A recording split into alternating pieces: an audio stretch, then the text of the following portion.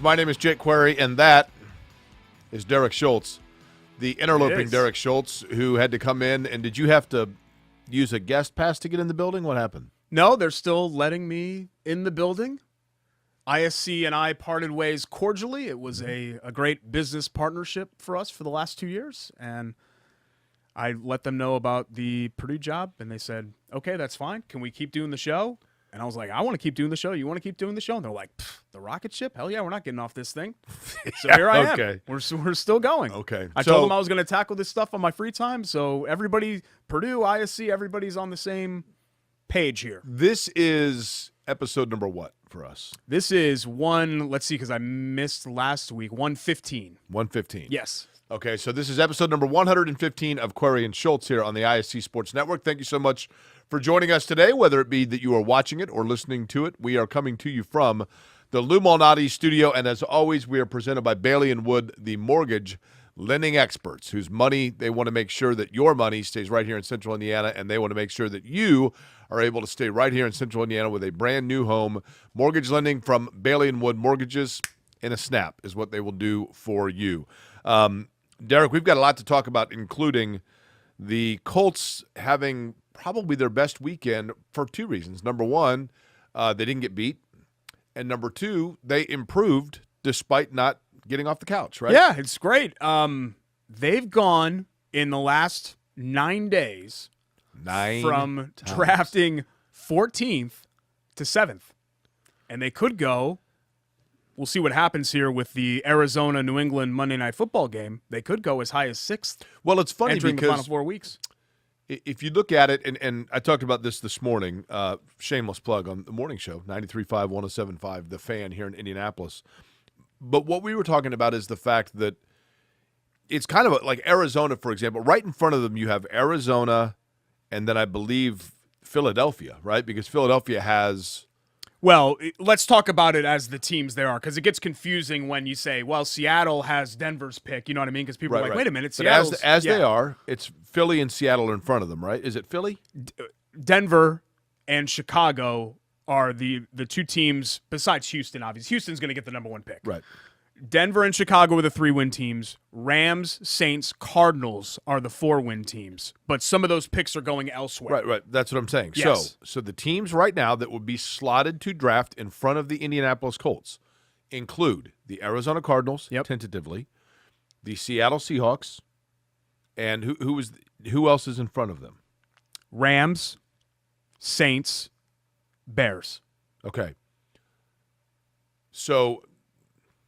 Again, those are Rams, Saints, and Bears are like 4, 3, and 2. So give me again the top 6. Okay, Houston 1. Okay, Chicago 2. Okay, Denver 3, which their pick conveys to Seattle. Don't say who the original holder is. As it stands right now, who holds that pick?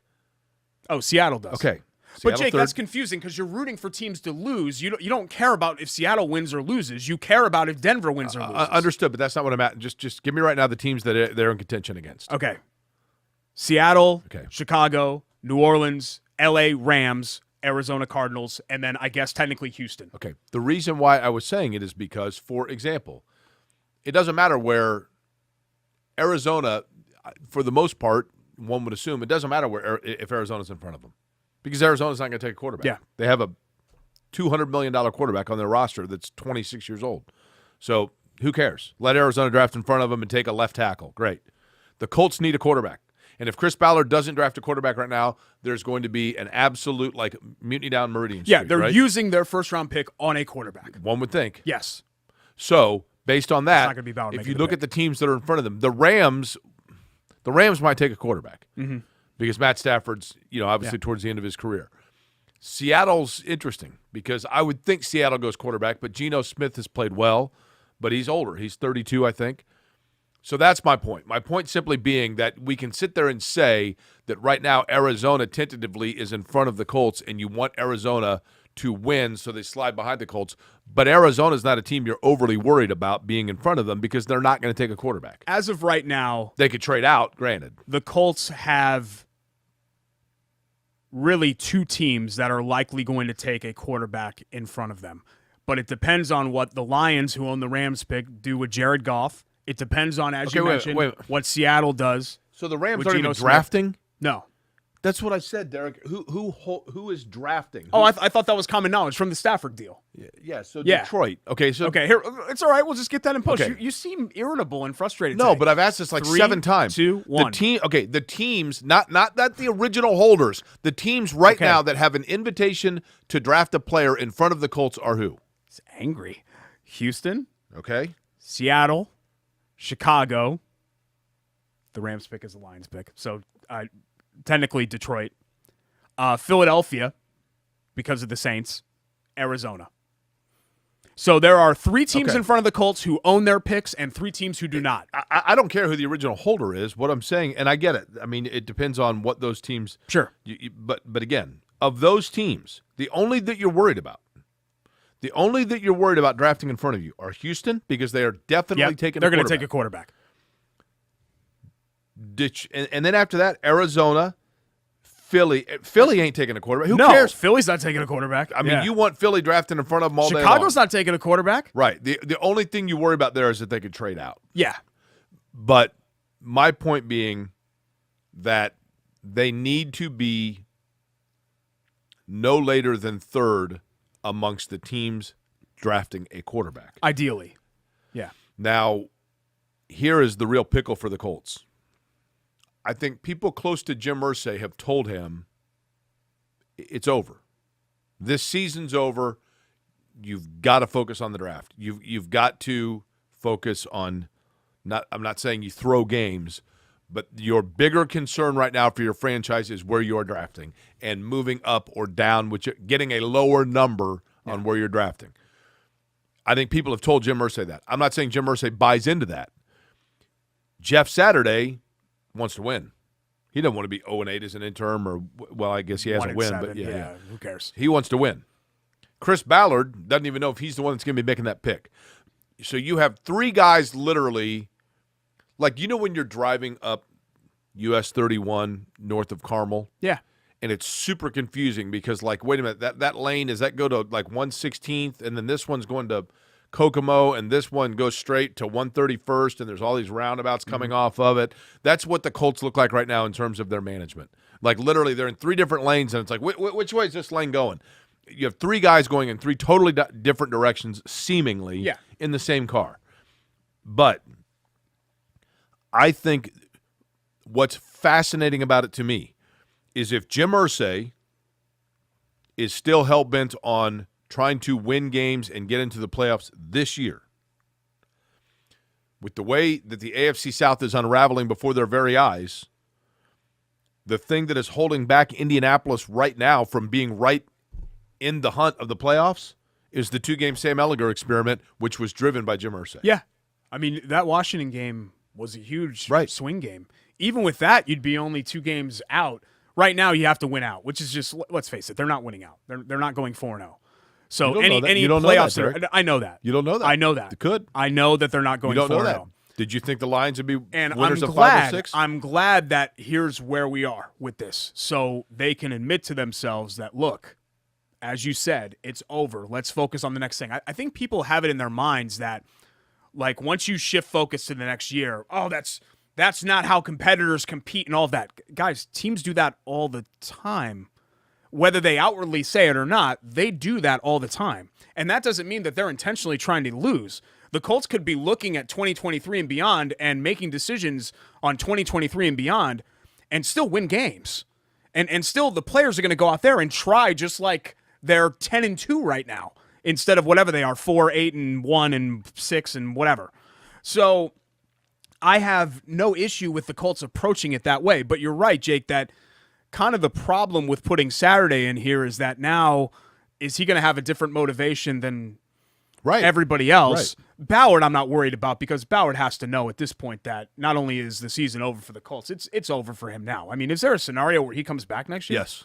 You really think so? Yes. The only reason Chris Ballard will not be back is if Chris Ballard decides not to come back. I thought that a couple of weeks ago, and now, especially, like, let's say they lose out. Let's say they go 0-4. There's no way that he'll be back after a 4-12-1 season. None. Zero. I will strongly disagree with that. You guys can save this tape. Vince, just go ahead and mark it. Let me finish. I want to be sold on Chris Ballard returning after the team goes 4-12-1 in year 6. Okay, let me. I don't disagree with you. Without some sort of catastrophic injury. Let me ask you, if we're going to make this prediction, this bold wager, are we factoring in if he leaves on his own? I don't think he'll be given the opportunity to leave. Well, I shouldn't say that. The Colts usually kind of give flowers and kisses to people that they move on from. I'm saying Chris Ballard will not be the general manager. You can get fired and claim that you left on your own. Sure, but yeah, we've seen that happen. But will Chris Ballard? I do believe, Derek, at this point, effective early December, I do believe that at this point, Jim Irsay is operating under the assumption that Chris Ballard is his general manager next season. I do believe that. You believe that, or you've been told that? Because there's a different. I don't know. You believe it based on things you've been. No, fair question. I don't believe that anyone other than Jim Irsay knows that answer. But I think people that are close to it are at this point under the assumption that's where Irsay is leaning. Because he was banging on the table 4 weeks ago that Ballard is his guy, right? But I just think. But it's gone correct. If you're going to do this, then it's an impossible sell. If they go 4-12-1, it's an impossible sell to say, okay, Chris Ballard deserves not only year 7, but the chance to pick another head coach and pick another quarterback. Right. You know that this. You're starting all over. You're correct. Yes, Jake. This isn't one of those things where catastrophic. This isn't 2017. It's not like you're coming back with Andrew Luck healthy the next year. It's not like you having to recite the draft order on the way teams possess right now. You don't need 7 takes, right? Right. I didn't know if you would have explained to me what your point was instead of just getting angry at me. Well, if you got to listen, then I would have done it. You would have stopped and listened. I'm not like your command elephant. Like we're in the circus and you have the big top hat or whatever, and I'm on the thing balancing. That's what I feel like sometimes, like the big elephant, where you're just telling me what to do, and then if I don't do it, you yank my tusk or something. Let me tell you something. There is. I'm this gentle, nice being. So are elephants. Strong. There is no possible and you're abusing me or feasible scenario on the planet where you would be mistaken for an elephant. What I mean is not a single one. What I mean is, and I'm not saying this to be mean. We've done if you're at the fair studies and there's data on and this. You get an elephant ear, people aren't even going to. People know watch the show mainly for me. So the elephant aspect of it is you don't go to the circus to see the dude barking the orders. You go to see the elephant. You're like, oh my God, he's going to do like flips and stuff or whatever elephants do at this. I don't know. I hate clowns. So I've never been to a circus. I'm just adding up what I've seen from like Dumbo and stuff. And that's what I am on this show. And you're, taking like the switch thing and jabbing when me. When I worked at the cigar store in the mid-'90s, we used to sell a cigarette called Jumbos. Mm-hmm. Did you ever smoke a Jumbo? I never smoked a Jumbo. I smoked a Jumbo pack. Where they add more? I think it was 20 cigarettes in a pack, right? And then Jumbo packs were more? Jumbos were like Camel Wides. Did you ever smoke the Camel Wides? I did smoke Camel Wides, yeah. I went on a big camel kick for a while there. Okay. Yeah. The elephants and camels. That's right. Okay. Yeah. Big thing for me. So the Colts could get up to 6, at 7 now. And, Jake, there's really no reason why they can't get as high as 2. Do you know why you should bring hand sanitizer around an elephant? Why is that? Because they're a pack of germs. I don't get it. Okay. Pack of germs? Okay. Anyway, what were you saying about the Colts? I don't know what that is. Okay. So that's where they are from a draft. I think there's a very, very good chance they get to at least number 4. And there's a chance that they can get to 2. But as you mentioned, all that matters is who's in front of them. Well, Chicago could trade out. Yeah. That's why it's important to try to get to 2. Because Chicago, here's the other thing. You could get at 3 and draft the third quarterback. When you talk, Derek, about teams, there are 2 teams that you do not want in front of you. You don't want in front of you a team that is in desperate need of a quarterback, and you don't want in front of you a team that has a really good young quarterback but is desperate for pieces around them. Yeah, and knows they can. And that's what Chicago has. Chicago's got what seems to be a good young quarterback, and they're like, we could use multiple pieces around him. We can turn this number 2 into 3 different players. I mean, it's really interesting because hypothetically, the Colts could draft 9 and only have 2 quarterbacks off the board. And the Colts could draft 3 and have 2 quarterbacks off the board. Right. You know what I mean? Yeah. Because of those teams that we just mentioned. Right. So it's a really kind of interesting position. There's a big to be left in. tackle out of Northwestern. Oh, stop. Hold Don't on, even that's speak thought it of as a into top pick. existence. Can you imagine? Can you imagine? They like Ryman, right? Can you He's been okay. Can you imagine if they sign Mitchell Trubisky and then draft an offensive lineman? I would put little paper cuts all over my body and jump into the White River. That's what I would do. No. What about into a vat of acid? Or no, not acid. It's alcohol. basically I'm talking White River. It's basically the same thing. So that's what I would do. It would get all infected. I'd probably die from gangrene or whatever else, and then that would be it. Okay. I don't know why you're saying, yeah, man, I've been a nice cash cow for you here. Keeping this show alive and everything else. That's true. You're welcome. Okay. Let's get to our Lou Malnati's. Who's cooking Love Lou for this Malnati's. week? I love Lou's too. You know what? They've got gift cards. That's a great stocking gift. stuffer or just a gift for And a perfect coworkers, bosses, anything on else. Ferguson and Broadripple. Yeah. Their location. I mean, you want to talk cozy environment, perfect place to go right now during the holidays or into January. Take the whole family, but you can get a cold beer or Diet Coke, whatever it might be, and then they're fantastic menu, Chicago-style pizza, all right there. Love it. Even if you're watching this, like let's say you're our buddy Matthew in Maine and you Right. don't have a Lou's near you, tasteofchicago.com with the gift cards. They send the frozen pies and the Chicago-style Lou's stuff. Really, really good way to still have Lou's, even if you don't, like you and I, have a Lou's right in your backyard, right there in Midtown in Broad Ripple. Avon, Greenwood, West 86th Street, Carmel, and then our favorite location in Broad Ripple, the dine-in location for Lou Malnati's. Order.loumalnati's.com. 3 more weeks of white pie. It's really good. So go in and get the white pie Really good. there at Lou Malnati's at any of their assorted Central Indiana locations. They actually switched off this game at the beginning of the third quarter because it got so bad. But the Niners-Bucks, did you see what happened there? 35 donut. And so they decide, Fox says, look, 35 donut, we're moving to another game. We're not going to do this anymore. The Niners defense is the reason they won that game, right? It's the best defense in the league. But how about Brock Purdy? Yeah. Who was a really nice player at Iowa State. He looked good. Mr. Irrelevant. He was the last pick in the draft, and he played well. And, Jake, what I love about sports is, like, the story beneath the story. Like, Brock Purdy could get, I'm not wishing for this, could get hit by a car tomorrow. So, like on this show, I'm the story. You're the story. I already beneath mentioned the elephant. story, We already right? talked about that. The elephant, the data, the studies that we've done on this show of why people watch. Brock Purdy could get hit by a car. He's in San Francisco. He get hit by a trolley tomorrow. Okay. Yeah. Let's say that. He has some debilitating, it takes his foot off. He can't play football anymore. Brock Purdy will, sorry, is that too graphic? Well, my point is, Brock Purdy will always get to say that he defeated Tom Brady in his first NFL start. How about this? Like, how cool is that? How about this? You had that forever. He is the 8th quarterback to make his first start in a game against Tom Brady. He is the first to win that game. You're kidding. No. Wow. Even better. It's kind of I research. mean, I don't know if he's married or has a girlfriend, boyfriend, whatever he's got. That's another great way to pitch yourself to a significant other. You know, if he's I beat Tom Brady. if he gets married, I don't know if he is. His wife, no matter what she looks like, the second that they get married, everything changes. You know why? You're going to make some joke about the last name, aren't you? She's suddenly Purdy. Yeah. You're real Purdy there. Miss Purdy. My Illuminati's Look Who's Cooking. I like Brock Purdy. That's a great call. I'm going to go actually not with a player, but with a team. And we were talking about the Chicago Bears. Let's go down south the other way to the team that we all watched before the Colts moved to Indianapolis. It starts with a C. The Cincinnati Bengals. Derek, don't look now, but hear those Bengals growling, right? Jamar Chase is back out. T. Higgins tweaked his hamstring in the pregame warmups, but and I know that Cleveland is not exactly the steel curtain here, but nobody's talking about the Bengals, and it's kind of all coming together for them now, just like a year ago.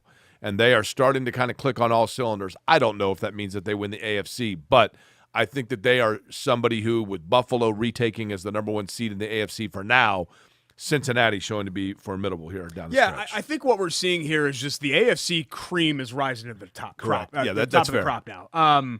Chiefs, Bills, Cincinnati. Remember early on, like you mentioned, kind of They're finding their footing, right? Baltimore, Jake. Baltimore's won 6 of 7. Remember all those close games they lost early on? Yeah. And we're like, Baltimore, they're not going to be any good. I mean, they're 9-4.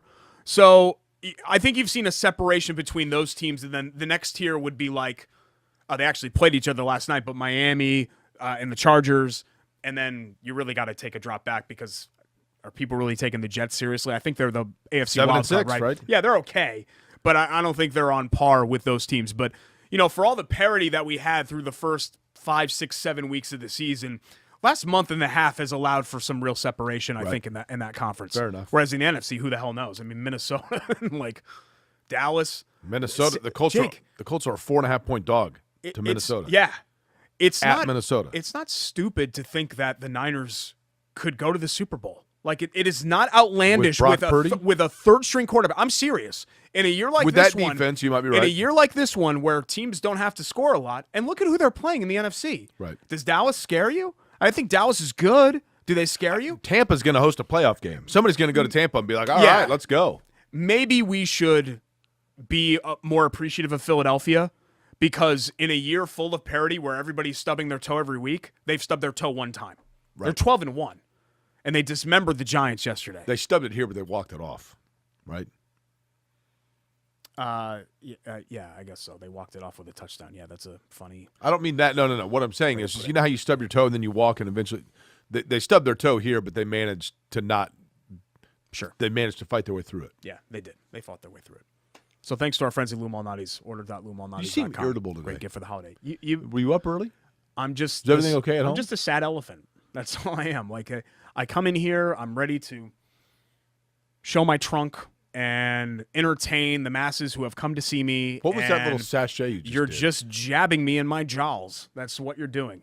You're grabbing my tusk and you're neutering me. That's what you're doing on the show. Is that what it called for an elephant? Do they neuter elephants? Probably not, right? No, I don't think so, yeah. You need some big scissors for that. Let's get that in post. That's not appropriate for the show. 3, 2, 1. When we come back on Query and Schultz, laughing about something completely unrelated to elephant organs. We're going to talk college basketball. Indiana, Arizona, Purdue survives. A little bit on Butler. They got a big one coming up on Saturday. We'll talk all about it when we return. It's Query and Schultz here on the ISC Sports Network.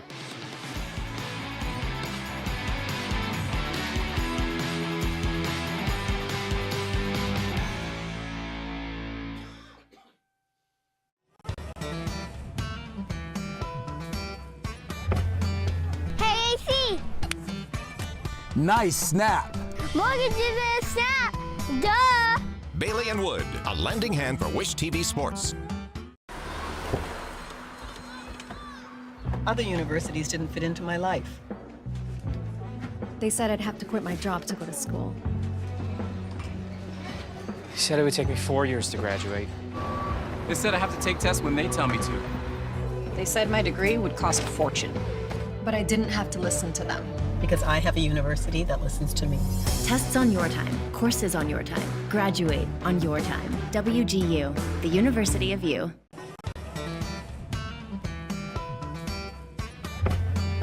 Hey, AC. Nice snap. Mortgage is a snap. Duh. Bailey and Wood, a lending hand for Wish TV Sports. Hi there. My name is Jake Query. I'm the legal international citizen of this program. Sitting next to me is the bloodthirsty poacher, Derek Schultz. You'd be the poacher. You'd be the elephant abuser. No, are you kidding me? To me. I know you love animals and you love dogs. I love all animals. You abuse me on this show. I was at the Pacer game over the weekend with Brady Barr from National Geographic, who's the greatest human being on the planet. And he was telling me, I asked him about every animal. He's been bitten by like 146 species of animals in 86 countries. And I said, what is like the most fierce animal on the planet? And he said, probably a hippo, but they're my favorite. Yeah, hippos are very aggressive. He got chased by one. I also would have accepted badger. Badgers are cool. Ostrich. Very aggressive. Hippo, badger, ostrich. What about that sloth bear? And then you get down to stuff like that, like great white shark. No, the sloth bear's like super mean. Stuff with that. Yeah. Yeah. Next tier. It's not an ostrich. Ostrich. Ostriches are extremely aggressive. Brady had ostrich skin boots. Okay. Well, I'm not. But who's the poacher now? I would never harm an elephant because they're an animal, and I would never harm an animal. And April, our friend April, she loves elephants. Yep. And Slash, who's the greatest guitarist ever to live as part of the greatest band ever assembled, Guns N' Roses, / likes elephants. Trey Anastasio is the greatest guitarist ever live. Okay. Fish. Indiana falters against Arizona. And I know that we're sometimes hard on Indiana on this show, especially if you listen to our old radio show. I'm not going to be hard on them here, Jake. I think if I said this last night on Wish 8 when Charlie Clifford and the crew over there invited me to come on. I think if you took a straw poll of national writers who have watched far more college basketball than I have, but just from reading everything that I've read and seeing what I've seen, I think the straw poll, if they took it today, would have Arizona as the favorite for national champion. I mean, they are long, they're athletic, and they're talented everywhere. I'm watching that team thinking to myself, they lost Matherin? This team? Like, shouldn't, after losing a player like that, you should take a little bit of a step back? Derek, every IndyCar race that I do, at some point I say during the course of the race that two cars have like a rubber band effect, that one of them keeps getting close, and then as soon as he gets close, the other one pulls away. Then eventually comes back and then pulls away again. And that's what Arizona did in that game, right? I mean, every time Indiana would get close, 4 or Arizona, 5 points. Boom. Stretch it back out. Indiana has this. Indiana's basketball team is a very, very good team. And they have a wonderful player in Trace Jackson Davis, who at times is unstoppable. But Trace Jackson Davis is unstoppable when he's being guarded by someone roughly his size because of his spin move and his ability close to the basket at high percentage shots. When he goes up against true bigs, especially that can double him, is where you see why he is not seen as a first-round NBA draft pick, because he doesn't have the lateral quickness to take them out and get them off the dribble. Not a knock on him at all. But he does struggle against big, strong, low-post guys that can come in on either side of him. And Indiana's problem at that point is they don't have consistent, reliable outside shooters that force a defense to be honest and spread themselves out so they can do that against him. And that's what they're going to have to address. I personally think, I'm not the head coach, Mike Woodson knows a lot more about basketball than I, but I personally think they should start exploring a Tamar Bates starting in the backcourt over a Xavier Johnson, because Johnson is so inconsistent in his outside shot that defenses aren't going out and respecting it. Yeah, the problem with Johnson is that when you start trading his weaknesses, you also trade his strengths. And Johnson does a lot of positive things. I know he's he's become kind of the punching bag for every time Indiana has a bad game or he does something wrong. He is prone to make the big mistake, but he's so critical to what they do. You know what I mean? He has to be out there. Xavier Johnson's the reason that this team made the NCAA tournament last year. I think we just need to, and look, it's a long season. We're not even to Christmas yet. I think there needs to be some recalibration of where you're viewing Indiana's season. It's a very good word, isn't it? Because it is. Indiana was viewed mostly as a Big Ten champion or likely Big Ten champion because the Big Ten was viewed as being down. Right. If this was a normal year for the Big Ten, I'm not sure Indiana would have been viewed as the number one team. And now you look at the Big Ten and you're like, it's not so down. I think Indiana is solidly somewhere in the 15 to 20 range. I don't view them outside of being a dark horse because it's the NCAA tournament, right? Anything can happen. I don't view them as a real Final Four championship threat. Arizona is a Final Four championship threat. You know, Kansas is a Final Four championship threat. Is Purdue? With the way they've played so far in their resume, you have to say yes. Yes. Right? I would agree. So I'm not saying, like, I'm not shut off to the idea that Indiana could get there, but it's almost like Indiana beat a Carolina team that's not as good as advertised, and they survived Xavier, and then suddenly we're saying, well, they're number 9 in the country, and they were picked to win the Big Ten, and the Big Ten looks great. Well, we didn't know what we know now about what the Big Ten is. Can you name all the unbeatens left in college basketball? No. I'm not even going to try. I cannot. I think there are 6. Is that right? Would you like to pull them up and see how your friend the Elephant Master here does? Sure. Let me pull these. Now remember, you have a daily radio show. Pull them out of my trunk of knowledge. So you've got like 3 hours to discuss this stuff or force didn't this. Discuss it all. Here we go. You ready? I'm not ready. Anytime. All right, I'm ready. Okay. The Boilermakers of Purdue. Yep. The Huskies of your home state of Connecticut. Yes. The Auburn Tigers. Yeah. The Virginia Cavaliers. Yep. I mean, get the rest of the top 2. Houston is undefeated in number 1. They got beat. They did? When did Houston get beat? I didn't see that. What did you do this weekend? I spent time with my family and went to 3 kids' birthday parties. Yeah, there were 3 birthday parties that we went to Friday, Saturday, and Sunday. Mississippi State Bulldogs. Are they undefeated? Have they played anybody? I think that's all of them. Didn't I get them all? Who did Houston lose? Houston lost to Alabama.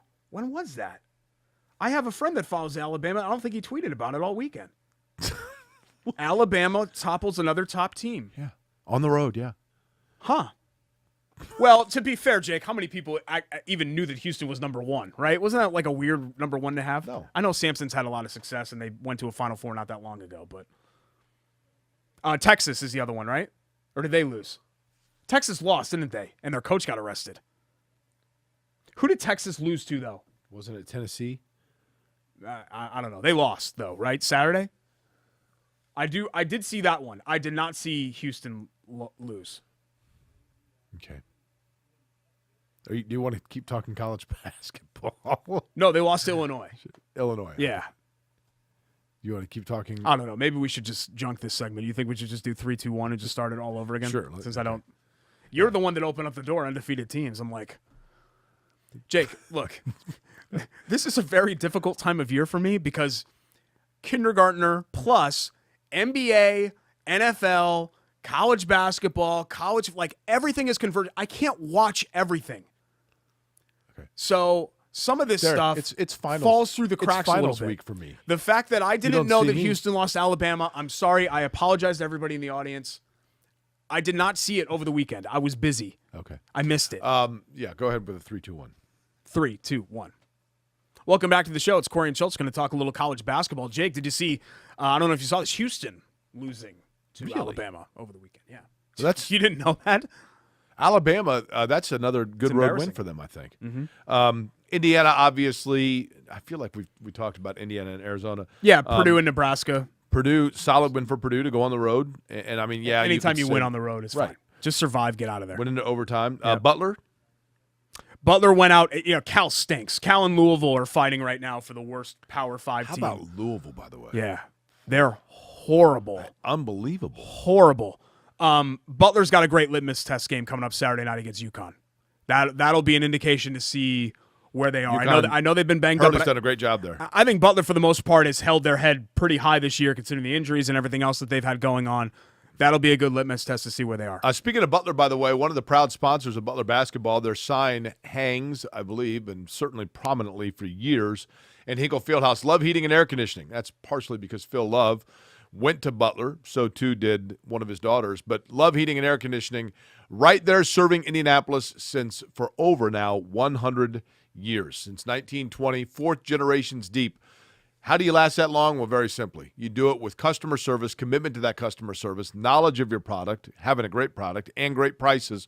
All of that you get at Love Heating and Air. Love-HVAC.com is the website, 317-353-2141. That's 317-353-2141. And most importantly, sponsors of the 1985-1986 Red Sox at Allisonville Little League. Should have been World Series champions, right? 86, yeah. Yeah. Ball went down the first base line. Oh, boy. Shane Feeney was at second base, thought for Shane sure Feeney. as he's looking on. And Shane Feeney, a name that'll live in infamy. right through Nick Harmon's legs. No, Shane Feeney was the second baseman. Nick Harmon right between his Nick legs. Harmon. Okay. They still talk about Nick Harmon at the 86 Ribby. Red Sox, baby. Still talk about him. That's right. Remember when Harmon let that ball go through his legs? That's right. This was great, just because they're a Division I program now, and This is our Love That Play, by the way. I Brought think to you by Love it's You. very meaningful when you're a Division I program and you're facing another peer that has been on this level for a long time to not only hold your own but potentially win, and that's what USI did, University Yeah, of how Southern about that? Indiana against Indiana State. I mean, Indiana State They're off to a good start. is a legacy program, Yeah. and it's a good team. And USI beat them 88-85 over the weekend. And you could see some of the celebration photos, which thanks to the Screaming Eagles athletic department for sharing those with us. They've been very competitive. They lost to Missouri by just 8. They hung around with Notre Dame before losing by 12. A lot of people think that that's a program kind of like what Bellarmine has done in Kentucky. Yeah. That can come on Well, here. look, you and I got to know and Stan be Gerard. competitive right away. When Stan Gerard was at UND, he's a great guy.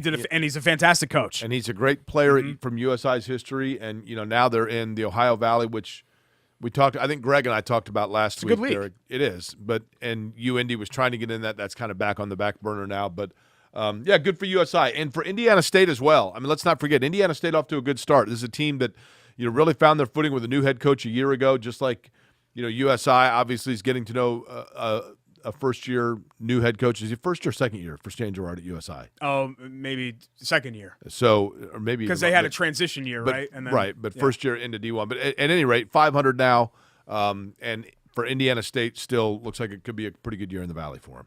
Let's talk Ball State as well, and our Cards in 60. Speaking Lewis. of a good week, well, before we get to Michael Lewis, the Cards on the women's side of things went to Pitt and won. So they are now 8-2 after a 68-66 OT win. They've won 6 straight. Friend of the show. And now, Coach Brady and his ladies get to go down to Puerto Rico, and they play today and tomorrow. How old were you in the Puerto Rico Classic? How old were you before you realized that Puerto Rico is rich port? Not very, because Rico Suave came around when I was very young, so you knew Rico was rich. I was a senior in high school, and I would walk down the halls and go, Rico, and everyone would yell Suave. You want to know the most? People still call me Rico Suave. I'm going to blast this out. He's not listening to the show. Eric Edelsberg, one of my closest friends from IU, grew up in the Cleveland area. Is that the guy that wanted to fight me? Yeah, he was. Yeah, he. Good thing he didn't. His nickname in high school was Rico Suave, and he got it tattooed on himself. So he has. That's not the kicker. So he has an RS tattooed on himself. And do you want to know where it is? At least it doesn't say Rico Suave, right? No, but that's what it stands for. Do you want to know where the RS is? This is not normally a spot that men choose. Forearm. For a tattoo. No, it is not his forearm. Hip. It is not his hip, but you're getting warmer. Posterior. A little bit up from there. Lower back. He's got it on the small of his bag. He's got it. He has a tramp stamp. Yes. Not only a tramp stamp, but it says Rico Suave. Are we allowed to say tramp stamp? Like, is that not appropriate for 21st century? The guy that wanted to fight me. Yeah. Has a little RS, a little Rico Suave on there. Yeah. Aren't there tattoo removement places? Oh, God, yeah. He really should. Yeah. So, sorry. It just got us a little off track there, but yeah. That's why I've never gotten a tattoo, because there's no one thing that I'm convinced will be like that important to me for the entirety of my life, other than people, obviously. But I'm so glad that I didn't, because what I really wanted to do forever was, do you remember Sublime? Oh, yeah. In the mid-'90s, got huge. Bradley Noel, who is their lead singer, had Sublime in like old English letters across his back. And their self-titled album was the huge album of like the summer of '96. And it was his back was Sublime. Sublime 7, right? SCHULTZ. When I was 19, I was convinced I'm going to get this. I'm going to save up. I was painting for Joe Capuano and Sons. I'm saving up. I literally took that job so I can get an Old English Schultz tattoo. Why did you not across my back? Because my dad said he wouldn't pay my tuition at IU anymore if I did that. So I ended up getting 2 cartilage rings and my tongue ring, because he didn't say anything about piercings. I was kind of a jerk when I was 19. Your dad who mows the lawn in penny loafers. My dad, who is paying my tuition, out-of-state tuition to school, told me I couldn't get a tattoo. So I said, "Yeah, screw you, Dad." So I went to a tattoo shop and got a bunch of holes put in my body. Okay. To show him. Okay. There are many things in my life that I wish to undo, and me between the ages of 17 and 22 is something that I would really want to undo. We're all like that, Derek. We all hated you between 17 and 22. I actually had a lot of I did really well girls-wise too. So that part I would like to keep. Like there's some stuff that I'm not going to air on the show here that I would like to keep that's a little over PG-13, but the other stuff I'd like to put away. You'd like to forget those things like you did our Hoagie of the Week. But that doesn't mean that we don't have a hero of the week from Hoagies and Hops. And that's next on Query and Schultz.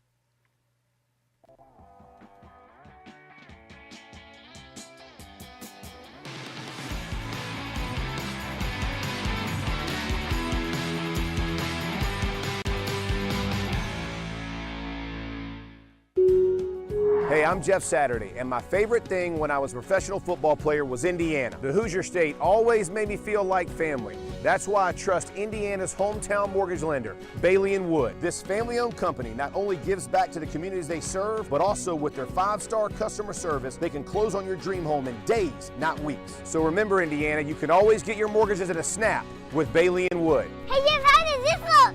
Yay! Not bad, bud, but let's stick to mortgages. Other universities didn't fit into my life. They said I'd have to quit my job to go to school. They said it would take me 4 years to graduate. They said I have to take tests when they tell me to. They said my degree would cost a fortune. But I didn't have to listen to them. Because I have a university that listens to me. Tests on your time, courses on your time, graduate on your time. WGU, the University of You. Welcome back. It's Empty Chair and Schultz, presented by Bailey & Wood Financial Group. Thanks so much for joining us alongside this empty chair. I'm Derek Schultz.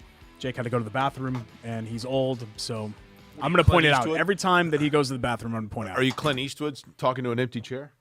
I did. I actually said it's Empty Chair and Schultz, so that's the exact joke that I made. We've got a little Pacers to talk about, which we'll get to here in just a sec, but mea culpa, if you'll allow me. So I did Wish TV last night, as I mentioned earlier in the show, and they had me tape that at 8:30.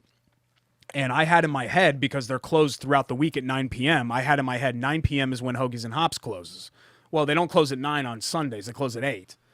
So I'm thinking to myself, okay, I'm going to go downtown at 8:15, and I'm shooting down Boulevard, and I'm just going to go into Hoagies and Hops and pick up the sandwich then. Unfortunately, I look at the window, and their crew's cleaning up in there. So I've worked in restaurants before. The one thing that you really don't want to do is come in like right at close or as they're closing. So and they were already closed at that point anyway. So I wasn't going to knock on the window and be like, hey, do you know who I am? Give me my sandwich, Which the they whole deal. wouldn't. I would never do. Everybody in there knows who I am. And the show, they celebrate it. They're a great group over there at Hoagies and Hops. So I texted Christina last night. I apologized. Hey, I don't have a sandwich this week because I messed up the closing time. And she said, don't worry about it. No problem. We'll get you next time. What I was going to, what I was going to choose was the Zerns. So the ring bologna with the house red beet pickled egg, Munster mayo, whole grain beer mustard, lettuce. Sometimes I add onion. Really good sandwich. And Jake, I know you like this. Really unique. You're not going to get a sandwich with red beet pickled egg anywhere else. Everything about Hoagies and Hops is unique. Yeah. I mean, that's what's super cool about it. And it's an homage, obviously, to back home because that's where they make the red beet pickled eggs. But I'll bring in a Zerns next week. How about that? Our hero of the week. It's the Final Four now, I think, for the World Cup, right? Correct. Now, hold on. Let me see if I can guess this correctly. You ready? Yeah. I only know 2 of them. Actually, no, I know 3 of them. Did you know we were doing a show today? I know 3 of them, yeah. And Houston's not one of them. Houston lost. I'm not sure if you knew call. that. Mm-hmm. Morocco? Yep. Okay. Croatia? Oh, okay. That was the one that I didn't know. Sure. Croatia. Yes, because I did see the celebrations in Zagreb or whatever on Twitter. Zagrebev? Zagreb? What's the big city in Croatia? Zagreb. Have you ever been to dinner in Bloomington? Yes, Malibu Grill. Malibu's not it, though. Little Zagrebs? I'm not familiar with that one. Okay. Trojan Horse? I've got 3 here. Morocco, Croatia, France, Brazil. Argentina. Okay. Yeah. Brazil lose. Now, Derek, can you tell me oh, you know what? So that means that we have 3 continents represented, right? Yeah. Well, the reason that I chose Morocco for my hero of the week is because they are representing the first ever African team to make a semifinal in the World Cup. Really? How about that? I would have guessed Isn't that incredible? like Ghana or Cameroon at some point would have. Yeah, I mean, Ghana's been a good side for a while. Yeah. They've made the knockout. I think they made the final 8 a couple of times. Not only, Jake, have they had a great run, and they've beaten some real titans. I mean, Portugal, Spain, etc. The only goal that they've yielded this entire tournament has been an own goal against Canada. Really? They have not technically been scored upon in this tournament so far. You know, I'm really good at. I don't have many skills, but one of them that I have people have loved this over the years of the show. I'm really good at the goal chant. Oh God, did you introduce Kevin to this? Because he probably hates it already, doesn't he? Yeah, it's awful. It's exclusive to you. So congratulations to Morocco. Let's just move on to the next thing. Let's go to the I can Pacers. do it right here, and people can No, see. I don't want people to see it. So let's talk a little Pacers here. Do you want to see how long I can 2 do and it? 5. I do not want to see. I've told you multiple times I don't want to see it. After a 2-5 road trip, the Pacers lost to the Nets G League team the other night. They did. But you knew this was going to happen, right? You're going to have some awkwardness. Pacers are kind of in their adolescence right now, where That's right. They had to they had to wear their headgear the other they're night. growing, but yeah, Right. there's still some some pop marks and everything. They forgot like to put on that. their Oxy-10. Yeah, and it's they had something in their teeth in math class. Did you wear Oxy-10, or did you apply Oxy-10? I've always had beautiful skin. Where I struggled was with my height. That's where I struggled in puberty. So I've always had like this kind of like raspy, sexy voice, and all of that. But where I struggled was with my height because I didn't start kind of noticing changes with my body until I was like 17. And then when the changes came, they really went. Like I woke up one morning and this was there. It was wild. Just woke up one day. Just completely like not a hair on my body outside of like peach fuzz. And then boom, split out. But all over. Not my back, but all over the place. Everywhere. What about you? Are we done with the visuals? Okay, yeah. Okay. Sorry, you asked. This is the thing. You open up the door to all this stuff. Pacers giving up over 120 points per game over their last 11 games. I mean, they're giving up a lot of points. Right. This is a bit. It's not a good defense. Derek, they controlled that game against the Nets for 95% of it. Yeah. But that's a two-way street because how many games have other teams controlled that much and then the Pacers come back and find a way with this crazy rally, right? Right. So you live by that, you lose by that sometimes. But a big week for them. Miami at home Monday. Warriors and Steph Curry visit Wednesday. At the Cavs on Friday, and then the Knicks on Sunday. Sure. I would love nothing more if you went to North Central High School from 1987 to 1991. That usually is my upper tier, whatever it is, of people that I try to help out in these situations. I would love if you are somebody who listens to my radio show, and I appreciate that more than you know. And I always try to help people out. It is not obviously mine, but Shannon has access to Pacers tickets. Golden State can't do it. Yeah, please stop asking. Please stop asking for Golden State Stop tickets. asking about the Lakers and LeBron, right? Pretty much. Yeah. Hey, can I do a game? That's why whenever I have a ticket hookup, I always ask for like the Pistons game. Right. Because they play a bunch of times, and who cares? It's the Pistons game, you know? So what? But yeah, that's a good rule of thumb. It's sad that we have to tell people that, but that's a good rule of thumb. And I totally understand why people ask, but I wish I could accommodate everybody, but I just simply can't. My absolute favorite thing is when people ask you within 48 hours of race day how to get into the race escort. Yes. That's my personal favorite. Or can you get me down? My kids there, can you get them on pit road? Yeah. When? Like right now? No. Yeah. Dude, like the Homeland Security and everything, like, give me a break. Like, those passes have long been – those passes are spoken for in, like, February. Correct. So, public service announcement here on Query and Schultz. We'll come back for final time. Sage Move of the Week. You are Hero of the Week, do we? Yeah, Morocco. Oh, Morocco. Yeah. Okay, sorry. Sage Move of the Week, the Purdue football job and why I think it's an attractive job, not just because I'm an employee there. Also, Chateau Kitchen's Bite or Bowl Bleep as we wrap up for the day. Query and Schultz. We both kind of did that at the same time. That was cute. Weird.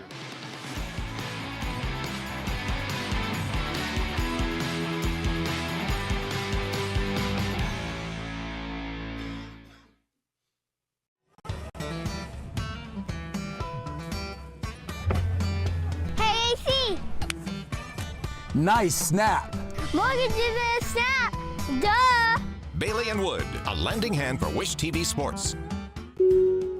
Hey, I'm Jeff Saturday, and my favorite thing when I was a professional football player was Indiana. The Hoosier State always made me feel like family. That's why I trust Indiana's hometown mortgage lender, Bailey & Wood. This family-owned company not only gives back to the communities they serve, but also with their 5-star customer service, they can close on your dream home in days, not weeks. So remember, Indiana, you can always get your mortgages at a snap with Bailey & Wood. Hey, Jeff, how does this look? Yay! Not bad, bud, but let's stick to mortgages.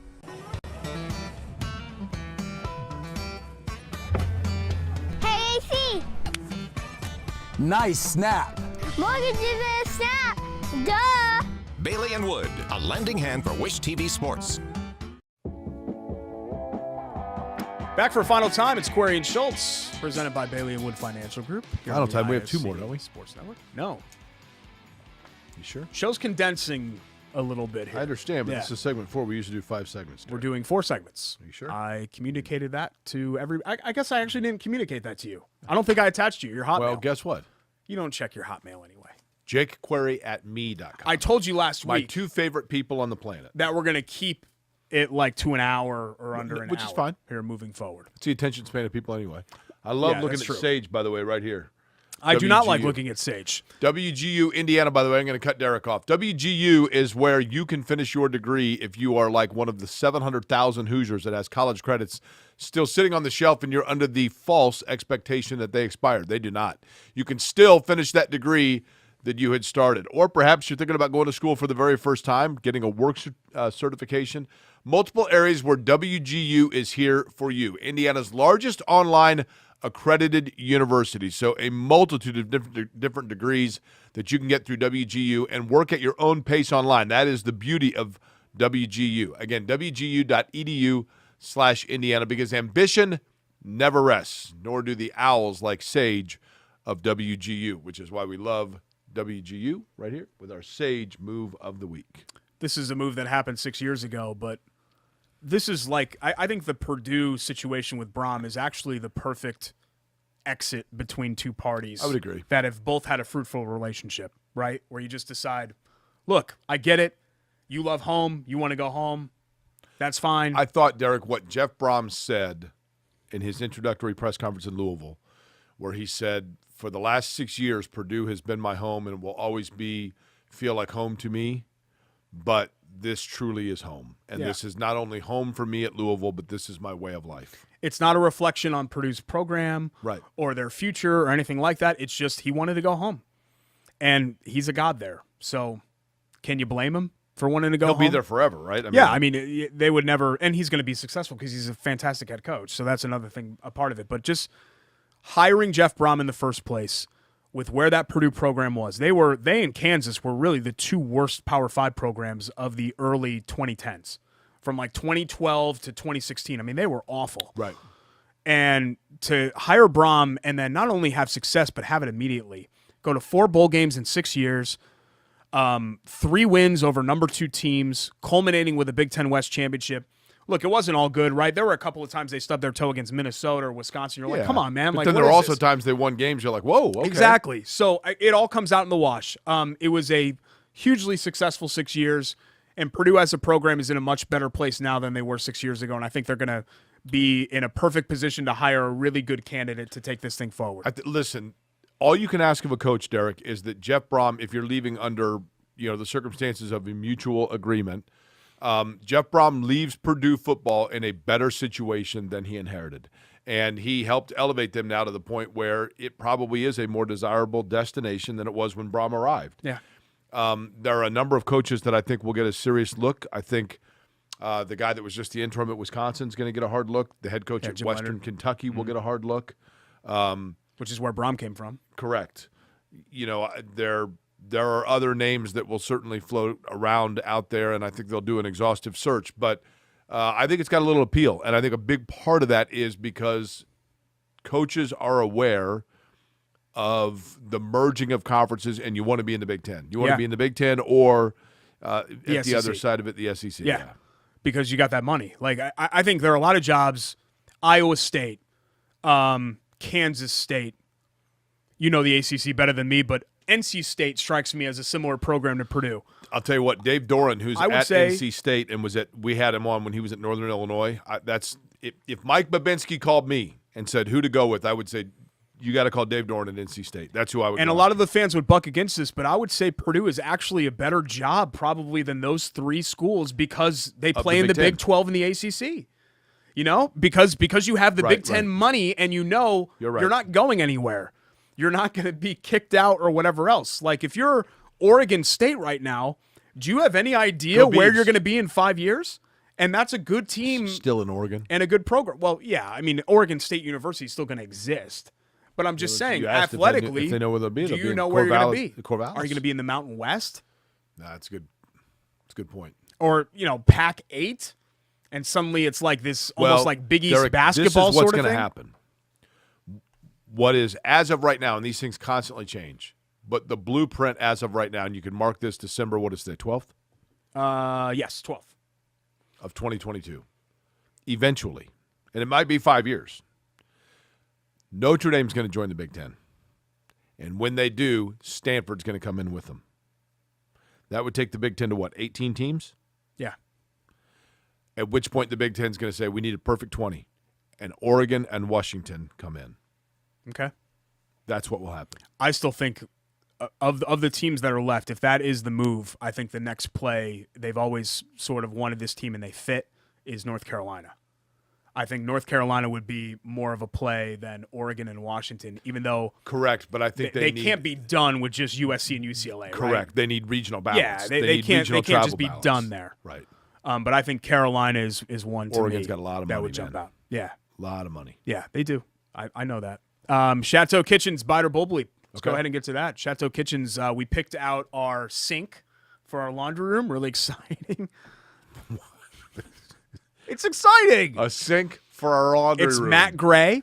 Okay. It's really the best way that I could describe it is it's sexy. Like it's a good looking sink. It's kind of like its owner. Do you want to know or soon to be owner? Do you know a weird Jake Quarry fun fact? Every fun fact about you is freaking weird. Tell me. I love sinks. Me too. No. Okay.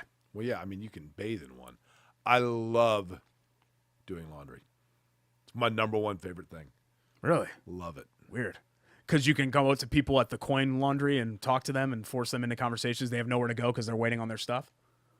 I don't go to a laundromat. Well, you don't have in the 2-bedroom apartment where you live alone, you don't have like a in-house or in apartment unit, do you? First off, I don't know how you would know that. Because I've been in there. No. Yeah. No. Was I incapacitated? Oh, yeah. No, I went in there. You invited me in. You said, come on in, buddy. Was I think we played, what did we play? Guess Who? Risk? We played a couple. It was a board game night. Just two buds playing board games. Of something? Just the influence of friendship. No, the board game would have been sorry if I didn't know who I was playing with. Kick you all over the world and sorry. Shannon's got washer and dryer. Very nice ones. Oh, God. You're a 50-year-old man and you have to go to your girlfriend's to do your laundry? And I do it. Vince is half your age, and he doesn't even have to do that. One time, by the way, she's going to kill me that I'm telling this. One time, Shannon did the laundry, and she comes up and goes, I got to tell you, that detergent you have smells really good. And I said, what do you mean? She goes, I couldn't believe how good it smelled. It was really, I go, which one was it? And she's like, the Downy? Oh, boy. Yeah, that's the softener. Yeah. She washed the whole thing with softener. We love Shannon. Here's what we do with Biter Bowl Bleep. We go back and forth with the Biter. It's Bowl Bleep. Bull Schultz. No, not Bull Schultz. Bull Bleep. 3, yeah, 2, 1. bingo. No, there we go. Sorry, take it again. There we go. Hold on. Again. Mark the tape now. He just said it himself. Derek admitted. It's Buy It or Bull Schultz. That is correct. That is beautiful. We're going to edit it out. Freudian slip, baby. Subconscious, just one out there. You done? Okay. 3, 2, 1. Whether we buy it or it's Bull Bleep. Bull Schultz, yeah. No, okay. I didn't say that. Statement 1. Anything less than a Big Ten title this season makes 23 a disappointment for IU. Nah, it's Bull Schultz. Yeah, I'm kind of with you. Like, if Indiana got to the Sweet 16 but finished second in the Big Ten. If they finish second in the Big Ten, they get third in the Big Ten. They get a 3 seed? Who cares? Yeah. I don't know. I don't like that question. I shouldn't have included that. What a dumb question. They didn't win the Big Ten in 92. They went to the Final Four. Yeah, right? Who cares? Colts should go to Nick Foles as their starting quarterback moving forward. This one's interesting. I say Bull Schultz, though, because what do you gain from it? Yeah, me too. I mean, okay, he might win you a game or two. Big deal. Then you hurt your draft stock. And if he's really good, you're not going to play with him moving past this year, right? He might be your best option just because the other two have been so bad. But I don't know. I don't know if there's really a point. I would go back to Sam just because he's going to be on the roster next year. Right. And those other two probably aren't. Final one. This year's going to produce one of the weakest Super Bowl champions of this century, Biter Bowl Bleep.